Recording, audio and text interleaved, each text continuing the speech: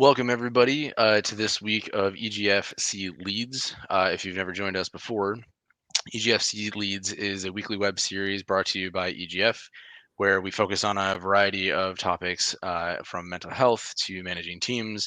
And today we're going to be talking about esports production. So be sure to check us out every Wednesday at 2 p.m. Eastern on our Twitch channel at official EGF. And shortly thereafter, we put all the VODs up on YouTube. So if you can't catch us live, please do subscribe and smash that like button, as the kids say these days. Throughout the panel, if you have any questions, we'll see them in chat. So if you have anything you want to ask any of our wonderful panelists today, please feel free to do so. And we'll get to those at the end. Some other housekeeping stuff. There are about 5 weeks left of EGFC leads. Next week, we'll be talking about getting into shoutcasting. The following weeks, we'll be talking about inclusivity in esports, as well as how to manage a championship team. So there's a lot of exciting things coming up and stuff that I personally am pretty jazzed about being a part of. So thank you for joining us today. And speaking of people that are joining us today, now it's time to introduce our panelists. We have Devin Rubin from House of 3000 Productions, Hello. Brandon Rourke, who's one of our freelance producers, and Steve, who's the esports director for the University of Delaware. So, getting into the whole beautiful panel thing that we're doing today, I'm going to let each one of them talk a little bit about their backgrounds, and then we'll go through, what it means to be an esports production. So, starting with Brandon or Juke, tell us about yourself. I was a professional network admin, just kind of doing this on the side. COVID happens and they shut the whole office down, so I decided I'll just do this all the time. Been doing it about 10 years off and on. Really, started putting a lot of work into it for the last year or so. Beautiful. Thanks for being with us. And Steve, tell us about your background in esports and how you came to be. So I'm an associate director at the University of Delaware. Two of my tasks are to run the radio station here, WVUD. And when we started an esports program, I was the program director of that. My role in the program, since we do share the responsibilities over a few staff members, I serve as sort of the pseudo athletic director and deal with a lot of the team organization, league organization, uh, making sure the grades are there and kind of getting our broadcast element up and running as well, since that is my background. In a previous life, I worked commercial radio doing rock and roll morning shows and tons of sports talk, sports play-by-play, public address, and I still do a lot of that stuff on the side for various minor league and pro organizations. But most of my life, I'm here down at the University of Delaware. Beautiful. Thank you so very much. And Devin, finally, tell us about yourself. Hi, I'm Devin. I'm from the Smash community. I'm formerly, or still currently, a software engineer turned streamer. Basically hosting events and doing broadcasts for the Smash community, doing some pretty I'm proud of events like Super Smash Con 2019, Shine 2018, all the Defend the North events from 2016 through 2019. I've been in like Smash serious production for like the past 5 years, and like the community itself for like the past 10. Beautiful. Well, very glad to have all of you with us today as we're talking about production and the deep black hole than that can be. So today we're going to try to simplify it. We're going to talk about, things in three sections. One is the gear, the kind of things that people are looking into getting set up, whether it's, hardware, software, or just sort of the little things that make your lives easier that you wish you had known when you started. We'll talk a little bit about the production of events themselves, what that looks like online, certainly given everything that's going on right now, stuff that we're dealing with, hopefully when we get to go back to in-person events. And then finally talking about, obviously, as we've all done a little bit of work in the industry, what that process looks like. So to get started with that background, Devin, you've got all sorts of monitors and things behind you, and we've seen your production box, and all the time that we talk about, the stuff that you do with EGF, among other things. There's quite a few components of it. So could you give us kind of a rundown of your setup, why you built it that way, and what you would kind of see as the most important things out of that whole Yeah, machine? Sure. So, like, when it comes to my setup, like I said, we've been in the Smash community for the past like 5 years, and up until COVID, we've been mainly doing all offline events. Like, we hosted like online weeklies and to doing I'm sorry, offline weeklies to like doing some majors. So when it came down to like traveling and trying to pack things up and break things down over and over again, we tried to like kind of streamline it. And so my equipment is kind of like all put into like this portable rack. If you don't mind, I could change my camera feed to show it off. Sure. So I will do that. Yeah, so, this is like my production rack. It's got a lot of things inside it, including the PC itself, which is main components of that would just be like a Threadripper 1950X and 32 gigabytes of RAM. Got a built-in monitor, so we can just plop it down, turn it on, and not worry about it. And then just keep track of like all of our audio mixing inside here with a XR18 network router, so that we have a portable like contained network, so that I can keep all my IP static for all my devices, and a bunch of SDI converters, so that we can do long runs of video feeds across any venue, like where we're going and stuff, and power strip just built inside, so we're just one cable. And yeah, so the main advantage to that was just like being able to streamline packing up and breaking down, like not in a near moment's notice, but like we show up, we're up with like within an hour, and so that we can start getting things nice and ready, like on the floor. Yeah, absolutely. How long did it take you to get to that level, or what did you start with versus where you are right now? So we've been doing kind of production for about like 5 years, and I built this rack about last year. Kind of tragic with COVID hitting. We want to use it longer, but we'll have to wait. But before then, it started out, and I might be able to grab we started out with like a smaller mini ITX PC. It was about this big, like it was really just a lunchbox, and took advantage of the fact that like when encoding and streaming like with things like OBS, you can really like focus things on the CPU. And that let us get away with having a stream box with no dedicated graphics card. And we just used the integrated CPU, which let us like save quite a bit, because we could use that one slot for our capture card. And then when it came for audio, we started out with like a 2-input XLR, like $40 mixer, and using these headsets still today. So yeah. Very cool. And Juke, on your end, what did your setup look like? I know obviously you talked about getting started mainly this year, so yes, a lot of it's been online. So what have you kind of selected as your year-end setup? Yeah. It started, just as one PC. I needed to upgrade that to get a little more powerful and make sure I always had consistent frame rate, because I normally do shooters, so they're a little more demanding. You can actually see somewhere over there, my old PC became my second PC, but sometimes I use to stream to this one. I have another PC in my living room that used to be just a home theater PC for like streaming movies or whatever, and now it does some server stuff. So yeah, I guess my main advice in getting started is just use what you have. Just make it work. Just make it work with what you got. Try not to spend any money if you can avoid it, and then if you really need to spend money, go ahead. Do the best with what you get and deal with budgets. I feel like that's kind of the whole mantra of esports as a whole.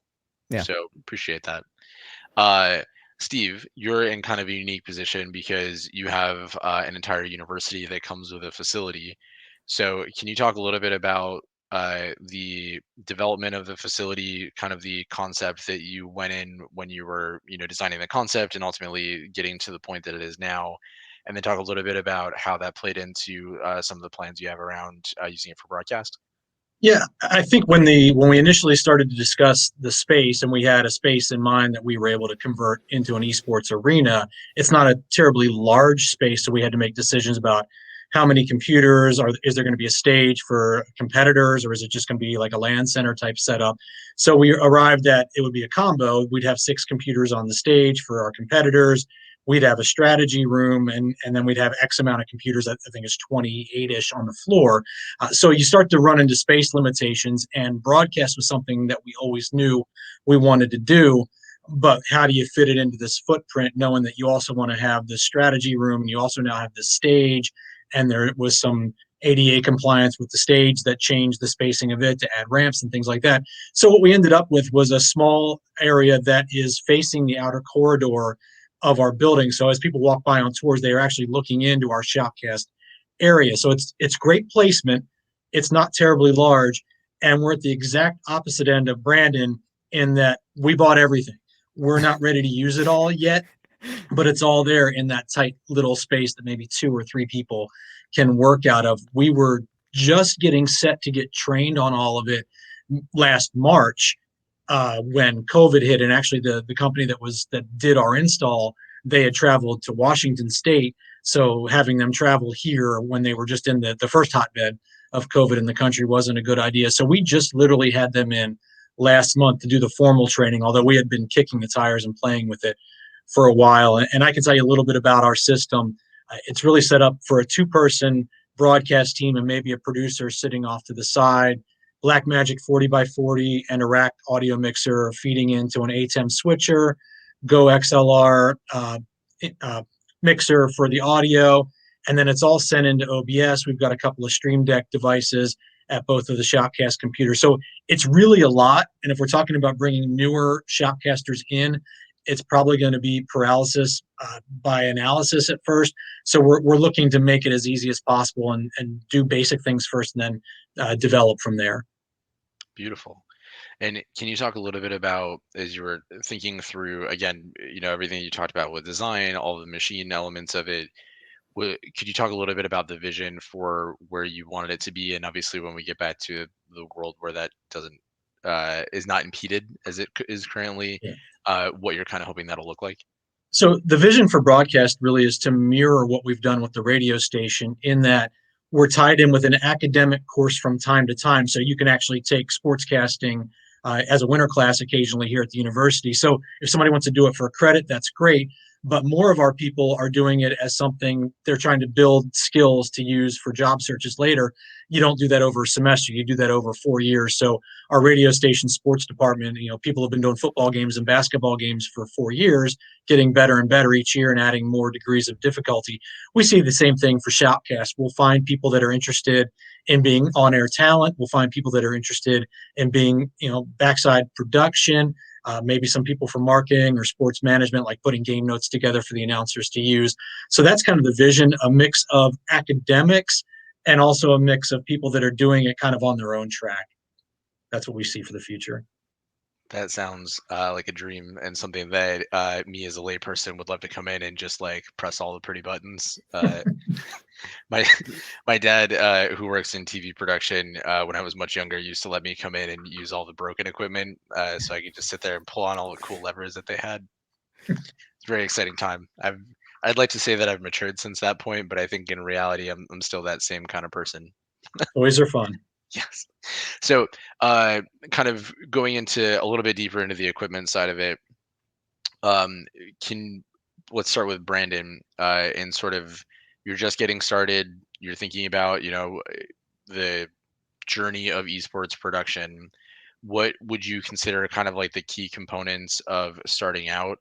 And can you explain a little bit as you go through what each one of those pieces does? Sure. First thing you need to have is you have to have at least one good computer. If you don't have a good computer, I'm sorry, you can't do production. That's the place to get started. You have to have something that can run your streaming software. You're probably going to want to start out with OBS. It's free. It works fine the vast majority of the time. And again, using stuff that you have. If you're doing a shooter, I highly recommend just having a gamepad. If you're flying around as the observer, which you'll probably be doing when you're first starting out, you won't have somebody dedicated to do the camera work for you, which is basically what the observer is.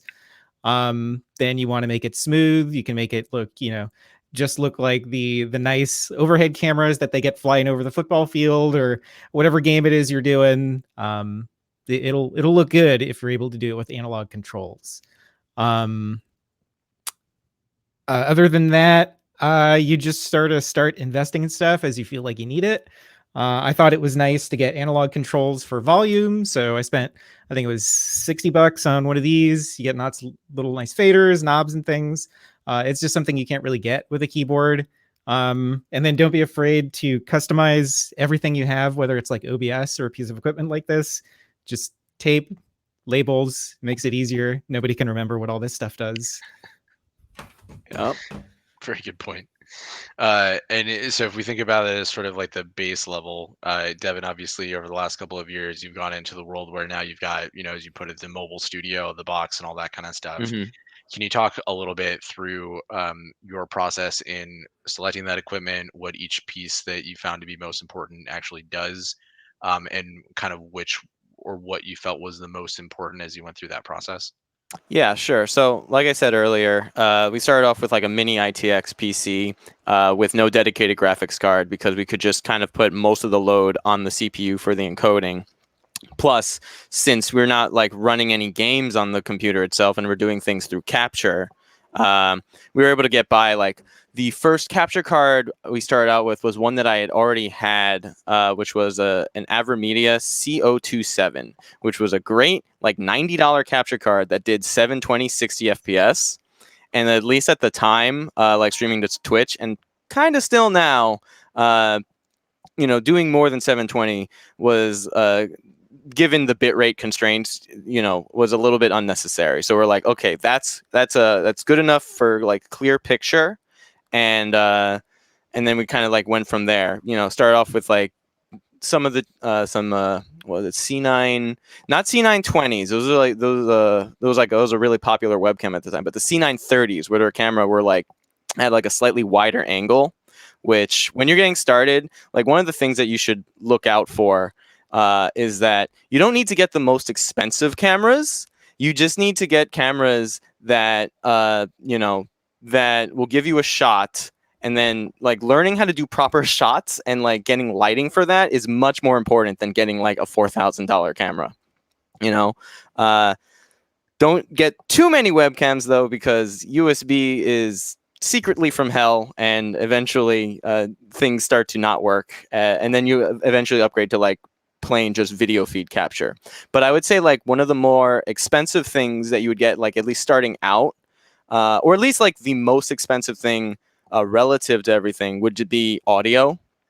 I think audio is a very important aspect to production, because when someone is watching something, they kind of put together the visual details, even if the picture isn't like crystal clear or perfect, but when it comes to audio, when things are like scratchy or like poorly balanced, that's just going to probably be the most effective way of getting a viewer to turn off your broadcast. And I think that is one of the most important things to focus on. Like I said, I've had this headset for like the past, since we started out. These are like Audio-Technica BPH S1s. They're $200, which at the time, oh, that's a lot, especially when you need at least two for both of your commentators. Like me as the producer, I just used regular headphones at the time. But the nice thing is that mixers, not so much audio interfaces, because those can get a bit more expensive, but mixers can start out really cheap. As I mentioned earlier, I think we started out with like a $50 USB mixer. It was a Behringer 806 USB or something. And so we had two XLR inputs, because these are XLR headsets, and boom, we could do pretty solid mixing with that, and mixing the game audio in that as well through like one of the 1/4-inch jacks. So like when it comes to starting out, you don't need the strongest PC compared to like if you're doing video capture, like Juke is running games on the PC, so it has to be good enough to do both at the same time. But if you're doing capture, you can keep the PC pretty lean, and you can get by pretty smoothly on a budget. But I would say if you can put most of your budget in audio, because like that's the stuff that will follow you the longest and like you won't have to worry about it for too much. And if I sound good, you know, like I said, same headset for quite a while. Yeah. I think the general theme that I have found is I have spent the last week researching microphones, boom arms, a variety of things that I absolutely do not need for anything that I do in my normal day. Yeah. Is that you can get very complicated very quickly, but it seemed like the traditional theme, or a common theme rather, was if you have the ability to invest in it now, you don't have to invest again in it later until you're at a point where you need 12 buttons instead of 6 buttons or Yeah. something like that, which, based on the different levels of production that I've seen, is pretty wonderful. Yes, strong audio baseline, and then past that, audio is an absolute black hole of money, but everything in production is. Yes, I definitely have gotten that from a couple of YouTube videos that I've now watched, and our producers who are wonderful enough to give me some of their advice. Switching gears over to Steve, obviously we're talking again about sort of like probably the biggest version of esports production that you're going to see in the wild outside of like dedicated arenas at pro venues or something like that. If you're putting yourself in the shoes of an administrator that's thinking through, I'm starting my esports program, I've gotten maybe a couple of the items checked off in terms of what that encompasses, and now we're looking at facilities. Can you talk a little bit about sort of your strategy with, again, kind of going back to what you talked about before, to what the facility was going to be, and specifically in broadcast, whether you think it's a good idea to kind of go all out at the beginning to start off smaller, or if there were some kind of key decisions or components that you were looking at in terms of gear as you went through that, or would offer as advice to those looking into it? Well, I think with our arena, the issue was we knew what the size was. We knew that we didn't want it to just be for varsity competitors because we're not going to build a space for just 30 people to use. So that we knew that there had to be enough workspace in there for the student body to come in and play. So that limited what we could do elsewhere, including the size of the conference room and the size of the broadcast. But the broadcast was always important to us because of the fact that we do have a model with the radio station, and because there's a major coming online here at the University of Delaware, an esports major, interdisciplinary, and we thought that broadcast was going to be one of the areas that would fit into that interdisciplinary major, since we already had curriculum for it. So that was always something that we talked about. I think from a marketing and branding perspective, the arena is visible to people that come in our building. So that's primarily students and faculty. Having a Twitch channel and being able to do broadcast, you now have broadened out to being able to reach future students, alums, people that own businesses, potential sponsors. So having the ability to send these broadcasts out, again, just like we do with the football games on the radio station, you've now cast a wider net to people that will benefit from your program. So for that reason, broadcast was always something that we wanted to do. As far as the equipment, I think there's benefit in kind of buying what you need. But in our situation, because it was a capital project that everything was getting thrown into the space at once, we had the opportunity to kind of add that in as part of the total package. So we benefited from starting from scratch, whereas a lot of people are retrofitting a space or have an existing program that they're now just adding broadcast to. We were starting from the ground up, so it gave us a little more freedom than maybe some folks would have. And really, our goals are to grow this, to build the K through 12 infrastructure in the area to support that. So maybe we're casting high school championships at some point and not just college stuff. So I think there's a lot of room for growth too, which made the broadcasting part of it really appealing to the administration here, because there's so much we can do with it. Yeah, that's very cool. I mean, I feel like the flexibility, even with some of the constraints that you deal with in those types of projects, gives you a lot of really cool places that you can go with it. When it comes to broadcast specifically, I know you mentioned, a list of equipment that you had a little bit earlier, but could you talk through sort of, as we've kind of seen the 3 layers of production focus, sort of talk through what some of that equipment does, what you kind of see as the core to all of that versus some of the things that were more quality of life purchases? I think for us, our goal, and we're just now starting to bring the casters in and the producers in to look through the the equipment and kind of give their 2 cents on it. But I think at first you're going to see some really basic stuff from us. One talent probably doing their own audio and their own production, and really basic as far as the effects through the Stream Deck. As we grow, we're going to get all the buzzers and bells. So the things that were put into place, like the Black Magic, the ATEM switcher, all that stuff, we'll be using it more and more. So we have 17. I think we have 17 hardwired inputs into that switcher right now. Our early broadcasts are probably going to use maybe 3 of those, and maybe some really basic OBS effects, lower thirds, things like that. As we get more comfortable and as we have the ability to put more people in a tight space when COVID is not a factor anymore, I think you'll see a dedicated producer that will really beef up the production end of it, and be talking in the announcer's ears to let them know what we're doing. We could move the producer somewhere else in the facility, since it's a tight space, and have them work from an adjacent room. So we've looked at things from what our typical broadcast is going to look like, what let's say we're doing a weekend of a tournament might look like, and what some non-game specific content might look like. So it might not even be the broadcast of a game. It might be, here, we're just going to do a feature interview with all of our captains, or we're going to do a short piece on this week in esports at Delaware. So there's all kinds of areas that we can grow with it, I think.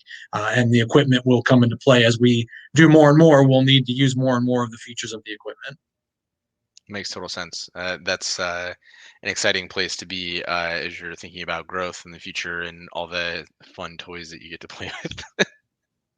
And speaking of, again, just continuing on the thought of equipment and things that you're purchasing, Brandon and Devin, I'm curious, as you've kind of gone through the last, many years of production experience for you, have you been able to identify or kind of think back retroactively about either mistakes that you made in purchases that you thought you were going to need and didn't, or it turned out to be a huge bust, or anything that you had wished you had purchased earlier, or even just kind of thought about the training around earlier?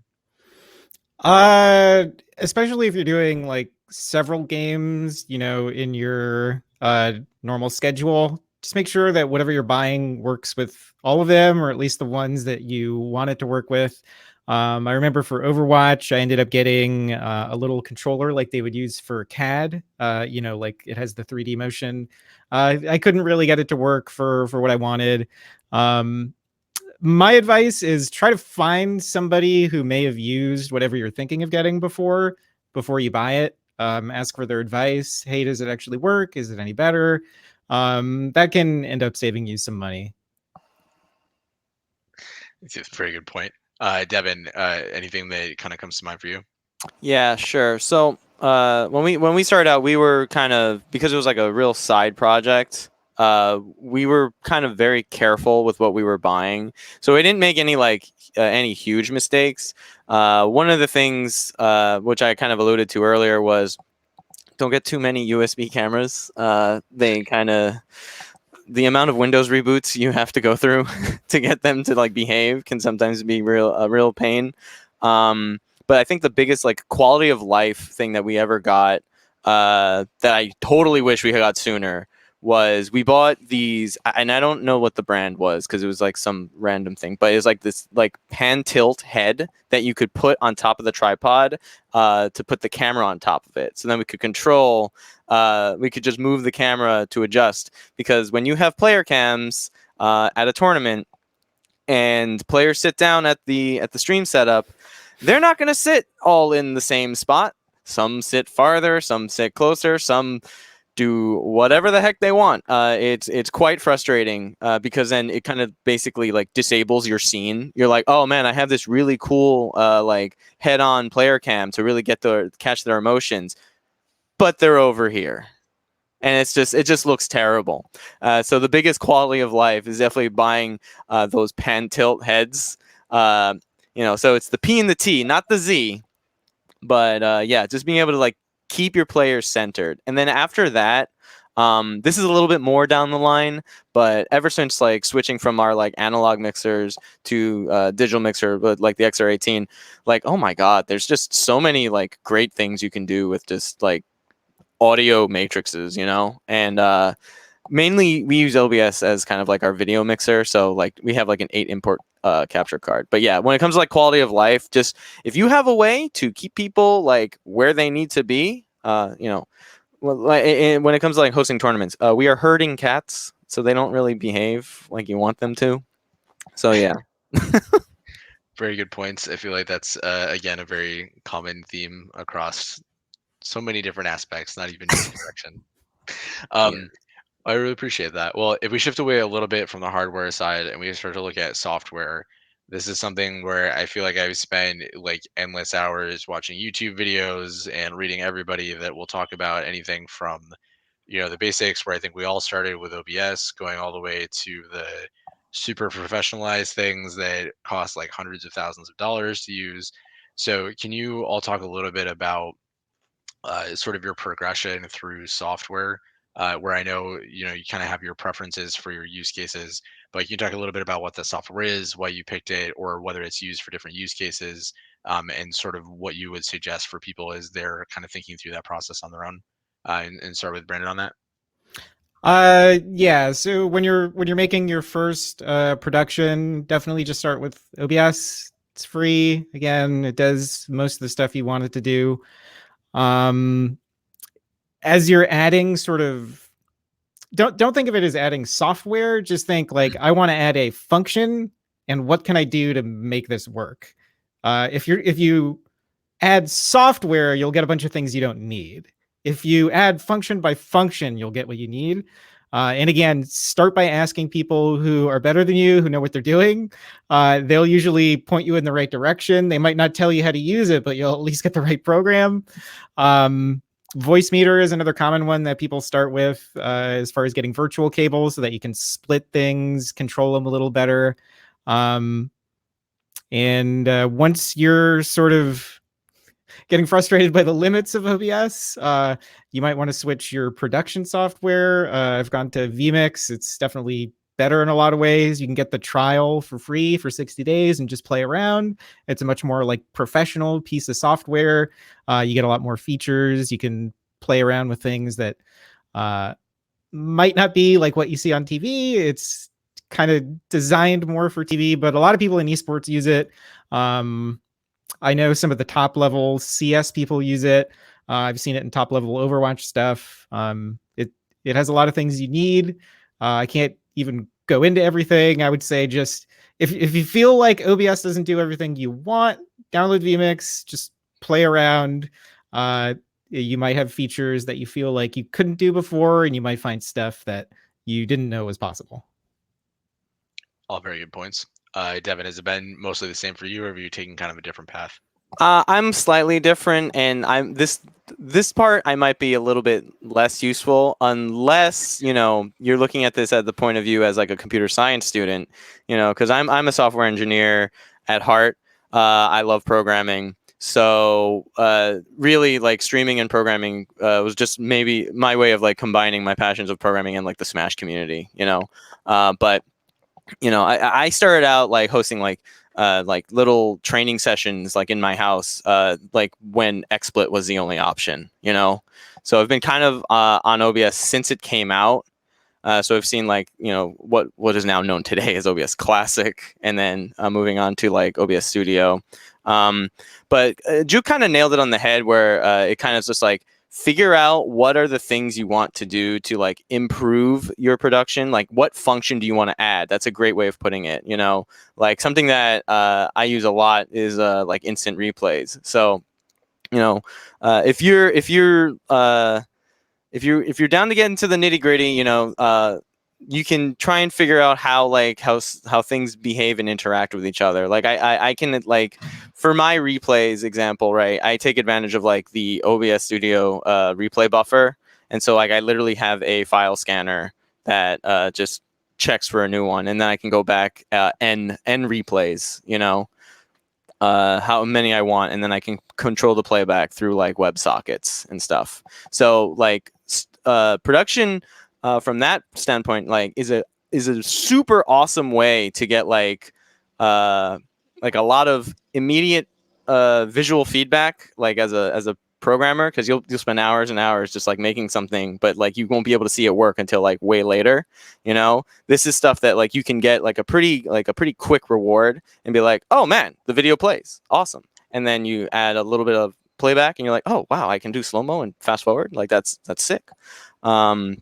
Yeah, I've stuck around with OBS.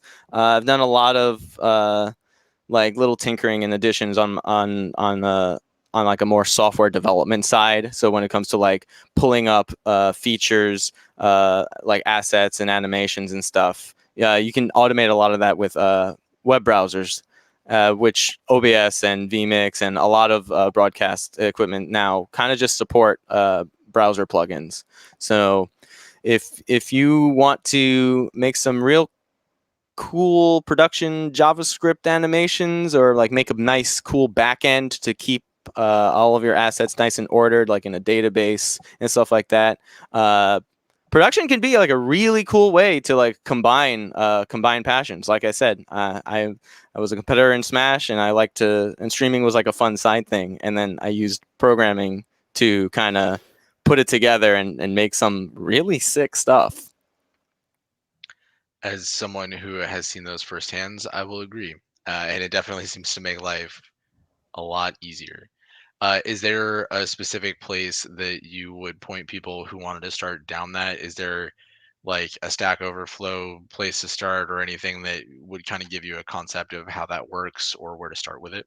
Yeah, sure. So first off, you're never going to be purely software. You're going to always have to get along with your hardware. One thing, just like on a pure streaming standpoint, like understand your encoder. I know we live now in a world of where the GPU can now encode like really, really well, but it is really nice to like kind of understand the nitty gritty of like, I don't know how soon this standard is going to be changing, but like understanding like the encoder for like H.264. If you were to look up on Google Beandog, all one word, X264, it gives you like all the broken down parameters of what those like presets use for like faster, medium, very fast, and stuff like that. And because like the layman term of that is just like the slower it is, the more CPU intensive it is, but like understanding why is a really good way to like really like fine tune your machines. When it comes to like general development, when it comes to like Stack Overflow, there's probably not going to be an original question in your head. There's someone who's asked this question years ago and was given the answer. So like, if you're just able to do like proper research, the OBS forums have a great like resource, especially like with all the plugins that come out and stuff. So if you're able to like dig around in that and get involved in those communities, like you can find yourself in a real good spot. And just tinkering is a lot of fun. An excellent point in general. I am pretty confident that will get people on the right track, at least hope. Steve, as we're thinking about the facility, you talked about OBS, which is absolutely the gold standard, certainly for the entry level stuff. Have you talked about certainly using like the Blackmagic mixer and some of like the higher end equipment, differences in how that hardware is applied through software, or has it really been kind of those we're figuring out as we go? I was going to say we haven't really been too far down the software rabbit hole yet outside of OBS. We did get the premium package for that so that we could have some pre-built scenes for us. Most of the software that we're dealing with, as you alluded to, comes with the hardware. So we're looking at that, we're playing with it and trying to figure out, when I'm sitting down at it as somebody that's a little bit more of a novice with the video side of things versus the audio side of things, I'm trying to imagine what would a newer student feel like if they started to play with this, and where should we focus our efforts? What do they need to be proficient with, and what do we maybe save for later? So with the Blackmagic, really, we have the ability, I think we have 17 things hardwired, but we can certainly expand it out. I don't think the students are going to want to get into, at least not on day one, learning how to change assignments from sources and destinations to put the PTZ on channel 6 instead of channel whatever. I think as they get more comfortable with a basic setup, they'll start to dive deeper into that, and we'll work on creating more of a training curriculum that will deal with, okay, today we're going to dig into what the black magic can do, what you should worry about, and what maybe is bonus stuff for later. And the same thing with the ATEM. There's all kinds of different transitions and effects that you can do with that ATEM. But, maybe at first you just want to pull the lever down or hit the button to make it simple for you. So I think once we get the students in there, and we've had a few in, and we're getting feedback from them to see what their knowledge base is, anybody, or I shouldn't say anybody, but most of our students that have done any kind of broadcasting on their own or shoutcasting on their own, they're not playing with these kinds of toys. So we want to see if we see fear in their eyes, we don't want to throw it all at them at once. It's a very merciful way to look at that, I think. Having sat down at some of those dashboards myself and just that pretty buttons. I wonder what these all do. I can definitely relate to that. I appreciate that approach very much. And as we're kind of thinking about the usage by people, obviously like the output that you bring into it, the whole reason that we do this obviously is in support of either a stream or an event. And obviously there's quite a large spectrum of opportunity there, from your individual setup where you're just going live on Twitch, or to the whole level where you're doing like a professional Overwatch or CS:GO production or something along those lines. So for all of you that have had experience kind of in different ways within those events, like Steve in professional sports, Devin on the Smash side, and Brandon in a variety of titles outside of that, can you talk me through sort of your process for event production, specifically from the broadcast side? And this assumes that like we've already dealt with all the fun stuff going in with venues and getting talent and the whole chaotic world that exists in that world. But if you're kind of putting on just your production planning hat, starting with Brandon, can you kind of walk me through what your production process is, and some of the things that you've learned to either do better or avoid for the sake of not pulling your hair out as you go? Yeah, so number one is like, depending on who your client is, they will either give you a run of show or they will not know what a run of show is and you will have to explain it to them. But it's basically just like a little spreadsheet you make. It's like, what is the scene in OBS or whatever program you're using, what audio is going to be on, what assets are needed, how long it takes. And that sort of helps you plan everything. Once you have the run of show and you sort of have like a basic idea of how your program's going to go, then you start building everything into your production software. So OBS, vMix, whatever, you go through and start importing everything. So your list of scenes from the run of show, you make sure that you're able to actually do all that stuff. Again, if it has the assets attached or at least like a name of it or whatever, then you just port that in, get everything to sort of look like you want. Once everything's basically done, you send it back to the client and say, hey, does this look right? They'll say yes or no. Then once that's done, if you're working with talent, you sort of walk them through it, make sure that they know what everything is, what to say. If you're doing any like ad reads, that stuff is super important. Make sure you get like specific phrases that your casters are supposed to say from your client or the sponsor or whoever, because if they don't like what the casters are going to say, that's real bad, and they might not sponsor you again. So the money stuff is important. Make sure that all gets sorted. Once you're done, this is a big problem for a lot of people starting out. Know how to like make an invoice, send an invoice, handle invoices. It's important to get paid. You're worth money. If you don't know how much you're worth, talk to people that are experienced and find out what you should be getting paid. That is super important because I'm not sure if it's better or worse than anywhere else, but people will try to take advantage of you if you aren't charging what you should be. Very good advice, especially for those on the freelance side. It's a complicated and sort of opaque world at times. So it's always good to have at least a friend with a little bit of experience there. For Devin, as you're thinking about kind of getting into, especially the live events, the in-person stuff, is there a difference in your flow of process as you're kind of going through your setup, what you're looking for in terms of, getting started in a venue or things like that you would kind of offer as suggestions to people?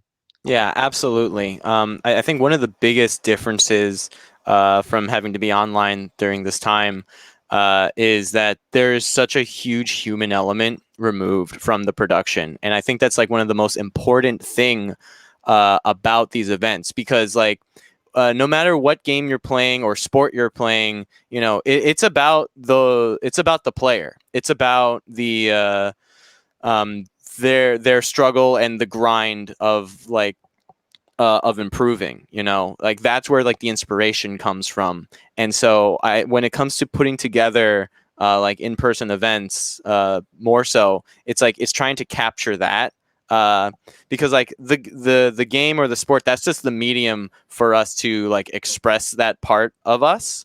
And so as producers or like building productions, like that's the part that we need to emphasize the most. You know, that's why it's important to have like proper camera angles to like really get really just make it possible to like capture the emotion of players, of like while they're in the middle of playing, what's their reaction to after the round has just finished, you know, being able to conduct interviews, and just like overall have everyone just like really for what's going on. You know, this isn't something that you just go, yeah, plop down a camera, good enough, because that's gonna just like severely, like heavily show like, you know, a lack of like of passion and love that like these people are like pouring their heart and soul and like all their effort when it comes into competing. And like it's our job to capture that and emphasize it as much as we can. So you know, like learning proper lighting and lighting techniques and camera angles are like a really huge part of that. And making sure you do like smooth like scene transitions. For example, like you'll have a head-on camera, right? But like the moment the round ends, that person, especially if the match was like extra tense, they might launch out of their chair. So you better make sure you have a wide shot that's ready to capture that, you know? If possible, I know this is built into vMix. You have multi-cording, you know, separately record your feed so that you can pull them up. If you're a little nuts like me, have several OBS instances running, all recording, so that you can pull those feeds and you're ready to have it. You can capture the emotion of the players at any time. And like those are the things that you should be looking out for, because that's honestly what the viewers and the attendees are there for to begin with. So we're just there to emphasize it and continue it. Very well said. I think that the online world definitely suffers a little bit when you miss out on some of those particularly intense moments. We've dealt with that kind of with our league, you know, dealing with all the online stuff and missing some pretty incredible, at least I assume in their own worlds, pretty intense moments, especially for some of those rivalries, like some of the crazy things that happens with Delaware, especially in their Rocket League team. And going over to Steve again, thinking about the like arena setup, um, are there? Have you kind of gotten into? I know obviously everything's new. We've kind of been dealing with the whole era as it is right now. But as you think through the purpose of this space, the broadcast production, and ultimately leading that towards events, is there a particular process that you kind of go through it and how you set those up, that kind of ties into some of the things that Juke and Devin have talked about? Yeah, I think we want to model that because our ultimate goal, and we know that not everybody that does this here will go and do it professionally later, but we want them to get the training that they will need to do that. So understanding that there's more to it than just I'm going to go in and talk on a microphone, you know, that's the talent end of it. Understanding who the technical and the producers are and what that looks like in real life, like who's going to be in your ear, what's kind of the hierarchy, and it's different for every instance. So if I do public address, I talk when the person in my ear tells me to talk, but if I'm doing play by play, I have a little more freedom to call the action and go to a break when it's time, when I think it's time, based on where the action is. So I think understanding the differences that, you know, you're going to deal with personalities, you're going to deal with different hierarchies, and you're going to deal with different positions, and we will structure our programs so that people are able to understand and learn the producer function, the audio producer function, kind of a director, if you will, and then what would be the most popular, I think, is the actual talent. But there's way more to it than just going in there and describing what you're seeing on the screen. So understanding all the parts and how they work together and what the end result, what the goal is. It's not just to call the action. It's maybe you've got to make sponsors happy by getting their mentions in. Maybe you've got to make sure you feature certain competitors with the camera. You want to point it at their face and not the side of them, so that the ability to move the camera if you need to. So there's a lot of different plates up in the air during any potential broadcast. It's like a complex and, if well done, beautiful digital orchestra of so many different parts, sounds, visuals, energy. And I definitely, thinking back to a lot of sports moments that I've been a part of, a lot of esports tournaments and stuff, even like the small scale, low budget ones, that just little attention to detail makes such a huge difference. So I certainly appreciate being around people that really care about those. So, nice to have you guys around. And send invoices. And send invoices. Actually, that is a great segue into sort of the last topic for today, which was, if you're thinking about getting into production, sort of what the storyline and common ways to do that. So I was just kind of curious. We talked a little bit about your introductions all the way back at the beginning, which was a while ago at this point. But could each of you kind of go through sort of your progression as an individual, and how you got started? What were sort of the like the key benchmarks that got you to a point where now you get paid to do this, and sort of what some of those really important lessons learned have been? I'll start with Juke. Yeah, so I mean, I've been a player in esports for, I don't know, 20 years. And it kind of just started with, when I wasn't playing, it was nice to watch games. And when I was watching, I thought it was cool to like talk about it. And I started broadcasting. This was before OBS, before Twitch or Own3D. There was actually a program that like streamed recordings to people and synced it up to like MP3 files. So it's going like way back. Nobody watched, but it was just fun to do. And yeah, I just sort of did that with my friends. I kind of forgot about like shoutcasting or producing for a long time. I got back into it with Overwatch. There's a lot of community stuff going on in Overwatch, so it was pretty easy to start. But yeah, I would say the number one rule if you want to get started is just find something that you think is fun. If there's people doing it already, try to get on board with them. If nobody else is doing that, it's actually kind of better. Just be the first one to do it. Just throw your hat in, start doing it. If it's not good, whatever, just have fun and see where it goes. If you keep doing it, you'll get better. All very good points.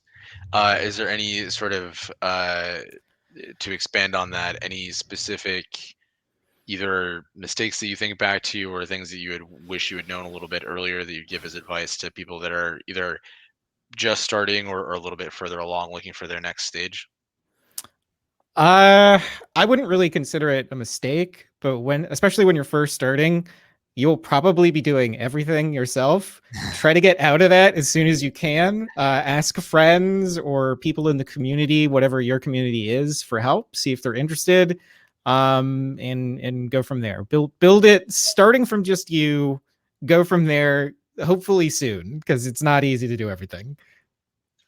Very good points. Delegate and move away from it. I know the chaos that even we put you through sometimes, so I very much appreciate your ability to do that.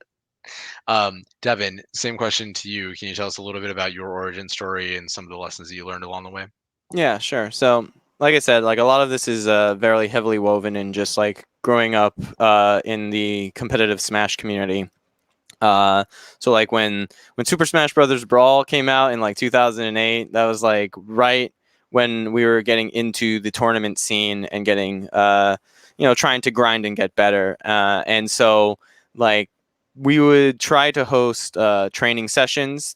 So I would invite like X amount of people over, and we would just grind. We'd have like 3-4 TVs set up, CRTs, and just like grind the day away. And then after that, started being like, oh, hey, like streaming is becoming a thing. There was Justin TV, Own3D, stuff like that. And like, it was like, okay, I'm gonna look into this. Let's before any overlays, just using FME, Flash Media Encoder. Literally, just send a raw feed over to those streaming websites and just show the training. It was just pure game feed, and we were going from there. A little bit forward into like maybe like the super early 2010s, so like 2011, 2012. Managed to like get a venue to host a small tournament. They streamed off my laptop with a Dazzle DVC 100. It's real good quality when it has S video. And yeah, just kind of going from there. Fast forward a little bit more when Smash 4 came out. That's when we saw the local scene kind of growing bigger than it ever had been. Like we were used to, like in the Brawl days, of like maybe hopefully having a monthly, like once a month we can go to a tournament, right? But Smash 4 was the beginning of weeklies, where like every Monday you could go down to Chinatown and play and compete, right? And so when we saw like the kind of wishy-washy on and off like production, it was fun playing with XSplit and OBS at like the training sessions.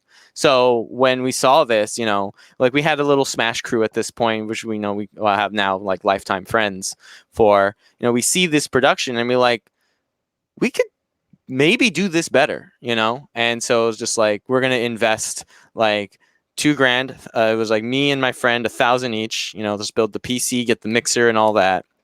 And then start from there. And, we started streaming the weeklies. You might, for anyone from the Smash community, especially if you're in the tri-state or Northeast, Nebulous, like that's where we started. And then moved on to after that store had ended up closing down, and a few disagreements along the way. We moved over to another store called Xeno Zero, which is where we're at today. We've been there for like the past 4 years. It's been great, and through that, it's been able to kind of like help us grow, because if we're hosting events, you can get a split with the venue fee. It's like, hey, we're putting all this work in to gather all this business for you. Let us have a piece, right? And as production quality grew, and like the scene is growing as well, because remember, you can put thousands and thousands and thousands of dollars into your production equipment, but if the content that you're putting out there doesn't like garner like what you want, it's not that it's all for waste, but you kind of have to like make the calls for like as your experience grows and as your community grows, and yeah, I would say one like small regret I have was like in the very beginning, like when you're doing work, don't work for completely for free. like it's good to have enough passion that you're willing to, absolutely. And so like maybe the first few months you were working for free, that's fine. You're just starting out. You're only your toes are in the water. It's you can pull out at any time. It's not that big of a deal. Your investments are small. But the more serious you begin to take it, like if you feel like you're putting like a lot of time and just like mental energy into just like you go home and you think about the production that had just passed and you're just like, I could do this, I want to buy that or something like that, don't make it come completely out of your own pocket, and just, be real with the people that you're working with, because I always feel that for a lot of people, and myself included, it's really funny if you were to hire somebody to work for you and they ask you to pay them, you go, I have no problem with this. But from the other side, you asking for the money, that is like one of the most difficult like hurdles to get over, and it's just like, just think of it in reverse. You would have no problem paying for someone for what they deserve. So, know your worth, know what you're comfortable with, and just ask, what's the worst they could say? It's true. And invoice frequently and be very upfront about those conversations, because it makes everybody's lives So much easier. Transparency. Transparency, absolutely. Okay, so last, but certainly not least, Steve, could you tell us a little bit about how you ended up in the position that you are, and certainly being able to pull on some of your experience in the sports world, and especially given the fact that you work for a university, one of the greats in esports, in my opinion. Can you talk a little bit about sort of the potential educational resources that people could look to if they're starting to go down this path? Yeah, I think first, kind of to touch on the career path of the other two folks on the panel, is watch and learn as you're doing different things. Watch what the other people are doing. So, as a college broadcaster, I'm watching the professional guy next to me. As a minor league radio person, I'm watching the minor league TV guy next to me. As I get into an arena setting, I'm now not only am I dealing with what I'm doing, I want to learn what the other people involved with the cast are doing. I don't need to be an expert at it, but it makes my job easier if I know what they're juggling while they're putting my voice on the air. So that's something I would say is good experience or good advice for anybody on a career path. I think from the educational end here, we go through that in our curriculum, not only the how to do the how to talk and how to prep and how to produce, but how to search for a job after, what the job search looks like.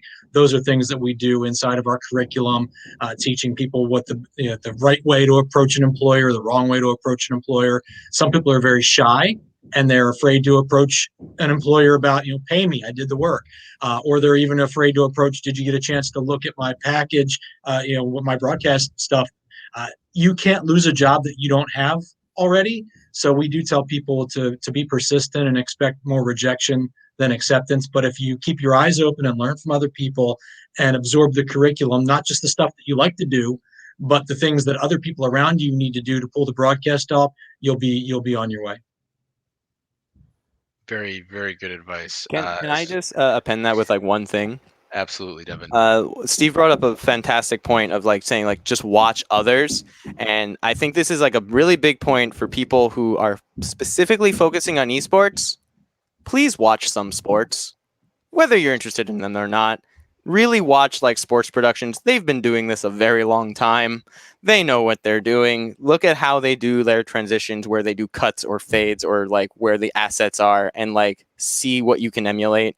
Watch a football game, watch a basketball game. Whether you're interested in it or not, look at it from a production standpoint. That's a lesson that took me a while.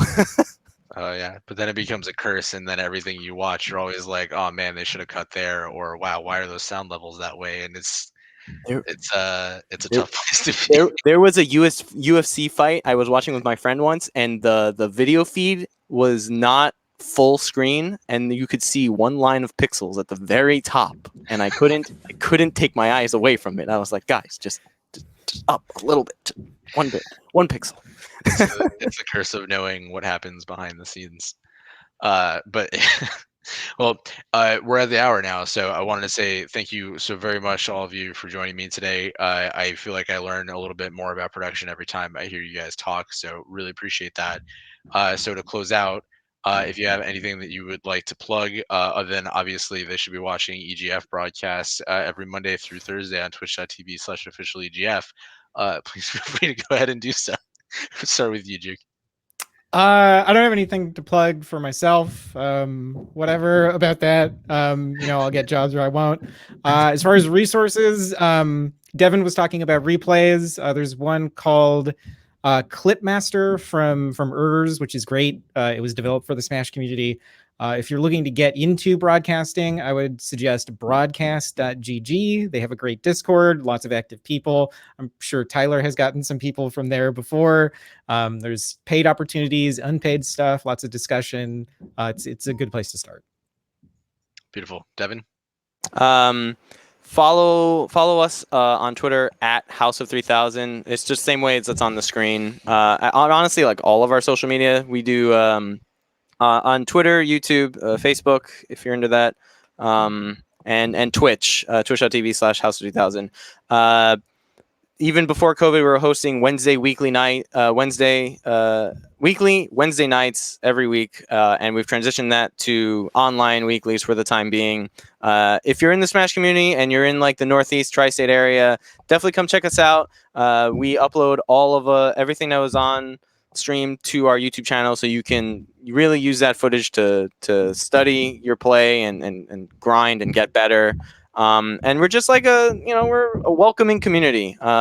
So come on through. And if you're on the hiring site and you're trying to put on a big Smash production, hit up House of 3000. You can hit me up specifically at Deven, Deven, at House of 3000.nyc is my email. But yeah, let's put on a sick show for everybody to watch. Thanks so much. And Steve, anything that you want to push? I'll just plug Blue Hen Esports on various social channels and coming soon to Twitch. Beautiful. Thank you so very much. For everybody, thank you for watching. Don't forget to tune in next week, same time, same place, where we'll be talking about shoutcasting.